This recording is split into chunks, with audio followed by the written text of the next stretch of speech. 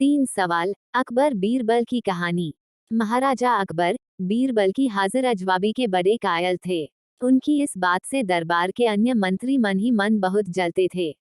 उनमें से एक मंत्री, जो महामंत्री का पद पाने का लोभी था, ने मन ही मन एक योजना बनाई।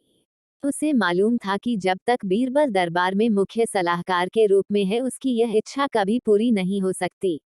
एक दिन दरबार में अकबर ने बीरबल की हाजिरजवाबी की बहुत प्रशंसा की। ये सब सुनकर उस मंत्री को बहुत गुस्सा आया। उसने महाराज से कहा कि यदि बीरबल मेरे 3 सवालों का उत्तर सही सही दे देता है तो मैं उसकी बुद्धिमत्ता को स्वीकार कर लूंगा, और यदि नहीं तो इससे ये सिद्ध होता है कि वह महाराज का चापलूस है। अकबर को मालूम था कि बीरबल उसके सवालों का जवाब जरूर दे देगा, इसलिए उन्होंने उस मंत्री की बात स्वीकार कर ली। उस मंत्री के 3 सवाल थे। अकबर ने फौरन बीरबल से इन सवालों के जवाब देने के लिए कहा, और शर्त रखी कि यदि वह इनका उत्तर नहीं जानता है तो मुख्य सलाहकार का पद छोड़ने के लिए तैयार रहे। बीरबल ने कहा, तो सुनिए महाराज।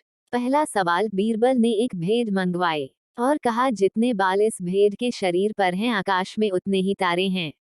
मेरे दोस्त, गिनकर तसल्ली कर लो। बीरबल ने मंत्री की तरफ मुस्कुराते हुए कहा।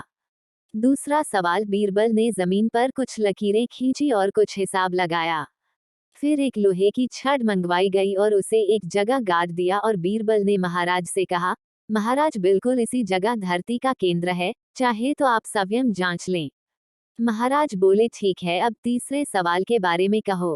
अब महाराज, तीसरे सवाल का जवाब बड़ा मुश्किल है, क्योंकि इस दुनिया में कुछ लोग ऐसे हैं जो ना तो स्त्री की श्रेणी में आते हैं और ना ही पुरुषों की श्रेणी। उनमें से कुछ लोग तो हमारे दरबार में भी उपस्थित हैं, जैसे कि ये मंत्री जी। महाराज, यदि आप इनको मौत के घाट उतरवा दे तो मैं स्त्री पुरुष की सही सही संख्या बता सकता हूँ। अब मंत्री जी सवालों का जवाब छोड़कर थर थर कांपने लगे और महाराज से बोले, महाराज, बस बस, मुझे मेरे सवालों का जवाब मिल गया। मैं बीरबल की बुद्धिमानी को मान गया हूँ। महाराज हमेशा की तरह बीरबल की तरफ पीठ करके हंसने लगे, और इसी बीच वह मंत्री दरबार से खिसक लिया।